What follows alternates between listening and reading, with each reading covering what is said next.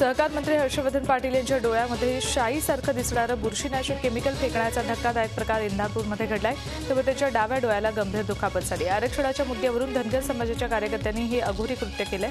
या प्रकरणी 3 कार्यकर्त्यांना अटक करण्यात आली आहे।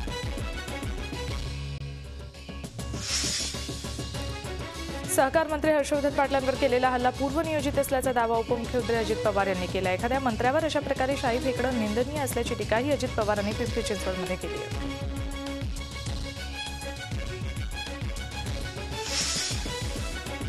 लोकशाहीमध्ये आंदोलनाचा हक्क सर्वांना आहे, पण अंगावर शाई फेकून आंदोलन करणं हे निषेधार्ह आहे, असं मत राष्ट्रवादी काँग्रेसचे नेते आणि जलसंपदा मंत्री हसन मुश्रीफ यांनी म्हटलंय।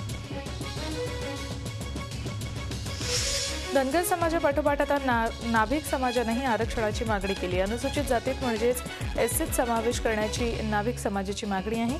नाभिक समाजाची राज्यात सुमारे 32 लाख लोकसंख्या आहे। नाभिक संघटनेचे आरक्षणाच्या मागणीसाठी गेले काही दिवस आझाद मैदानावर आंदोलन सुरू आहे। आगामी विधानसभा निवडणुकीत काँग्रेसचा प्रचार प्रमुख कोण असणार याबद्दल काँग्रेसमध्ये प्रचंड संभ्रम आहे। विधानसभा निवडणुका आपल्याच नेतृत्वाखाली लढवल्या जातील असं मुख्यमंत्री छाती ठोकपणे सांगतात, तर दुसरीकडे नारायण गणेंनाही काँग्रेसच्या प्रचार समिती प्रमुख पदाचं आश्वासन दिलं आणि ही कमी की काय म्हणून अशोक चव्हाणही त्या पदावर डोळा ठेवून बसलेत। शिवसेनेचं व्हिजन डॉक्युमेंटवर काँग्रेस आणि राष्ट्रवादी काँग्रेसला जोरदार टीका केली आहे। मुंबई महापालिकेची सत्ता गेल्या अनेक वर्ष शिवसेनेच्या हातात आहे। मुंबईतील खड्डे आणि कचऱ्याची समस्या शिवसेना सोडवू शकलेली नाही, ते राज्याचा विकास काय करणार असा सवाल काँग्रेस आणि राष्ट्रवादीनं उपस्थित केला आहे।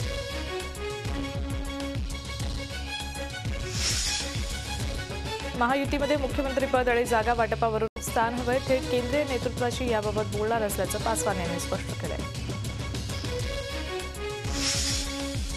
महायुतीचे सरकार सत्तेवर आलं तर 3 महिन्यात राज्य लोडशेडिंग मुक्त करू असं भाजप प्रदेशाध्यक्ष देवेंद्र फडणवीस यांनी म्हटलंय, तर राज्यातल्या कारभाराबाबत त्यांनी मुख्यमंत्र्यांवरही तोफ टाकली। राज्यात विधानसभा निवडणुकीचे वेध लागलेत। आघाडी आणि युतीमध्ये जागा वाटपावरून संघर्षाचं चित्र असताना दुसरीकडे मुंबईचे डबेवालेही आता निवडणुकीच्या रिंगणात उतरणार आहेत। शिवसेनेतर्फे तिकीट मिळावं यासाठी डबेवाला संघटनेचे प्रवक्ते उद्धव ठाकरे यांची भेट घेणार आहेत। कमी पावसामुळे औरंगाबाद जिल्ह्यातल्या पेरण्या वाया गेल्यात। काही ठिकाणी तर शेतकऱ्यांनी पावसाच्या प्रतीक्षेत 2 ते 3 वेळा पेरण्या केल्यात। मात्र पावसानं पाठच फिरवल्यानं शेतकऱ्यांना मोठ्या नुकसानीला सामोरं जावं लागतंय। संपूर्ण जिल्ह्यातील पिकं खुंटली आहेत।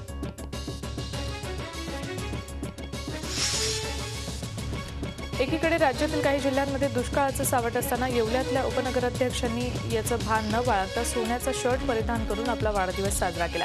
वाढदिवशी उपनगराध्यक्ष पंकज पारख यांनी 1,11,92,000 रुपये किमतीचा 4 किलो वजनाचा सोन्याचा शर्ट परिधान केला होता।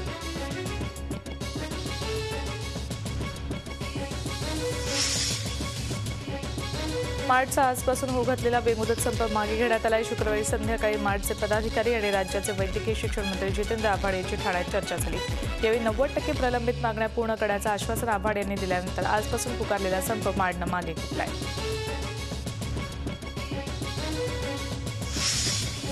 मॉडेलवरील कथित बलात्कार प्रकरणी आयपीएस अधिकारी सुनील पारस्कर यांना मुंबई सेशन्स कोर्टानं तिसऱ्यांदा दिलासा दिला। येत्या 12 ऑगस्टपर्यंत त्यांना अटक करू नये असं कोर्टानं स्पष्ट केलंय।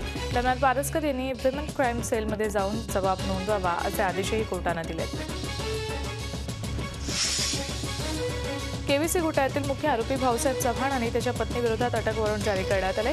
2 दिवसांपासून निकाल राखून ठेवल्यानंतर जिल्हा न्यायालयानं निर्णय दिला। या निर्णयामुळे आता चव्हाण पती पत्नीला रेड कॉर्नर नोटीस बजावण्याचा मार्ग मोकळा झालाय। जळगाव महापालिकेवर शुक्रवारी मोठी नामुष्की ओढवली। हुडको या संस्थेकडून घरकुल योजनेसह अन्य प्रकल्पांसाठी घेतलेल्या कर्जाची रक्कम महापालिका फेडू शकत नसल्यानं पालिकेचे सर्व आर्थिक व्यवहार सील करण्याचे आदेश डीआरटी अर्थात थकीत कर्जवसुली कोर्टानं दिले। महापालिकेच्या अलाहाबाद बँकेत असलेल्या ठेवी आणि खाती सील करण्यात आल्या।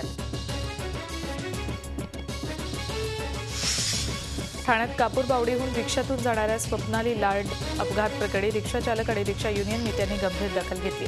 या प्रकरणात रिक्षाचालक दोषी आढळल्यास त्याचं लायसन्स जप्त करून कुठल्याही रिक्षा स्टँडवर रिक्षा चालवू देणार नाही असं म्हटलंय। मुंबईत विक्रोळी भागात एका तरुणानं एकतर्फी प्रेमातून अल्पवयीन तरुणीची हत्या केली आहे। हारून शेख असं या तरुणाचं नाव आहे। चाकूनं वार करून त्यानं तरुणीची हत्या केली। विक्रोळी पोलिसांनी आरोपीला अटक केली आहे। पश्चिम रेल्वेवर लोकलमध्ये दादागिरी करणाऱ्या ग्रुप्सवर कारवाईचं आश्वासन पश्चिम रेल्वेच्या मुंबई विभागाच्या प्रमुखांनी दिलंय। या प्रकरणी तपास करून चौकशी करण्याचे आदेश पोलिसांना देण्यात आलेत। तसंच एखादी घटना घडली तर तातडीनं पोलिसांकडे तक्रार करण्याचं आवाहनही प्रवाशांना करण्यात आलंय।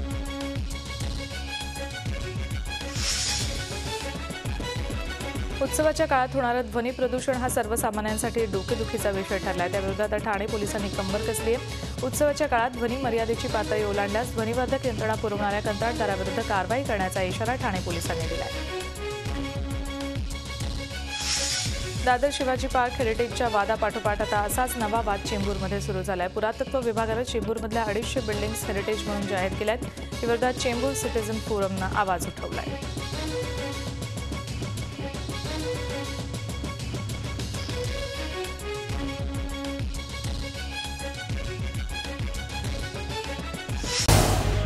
झी 24 तास रहा एक पाऊल पुढे।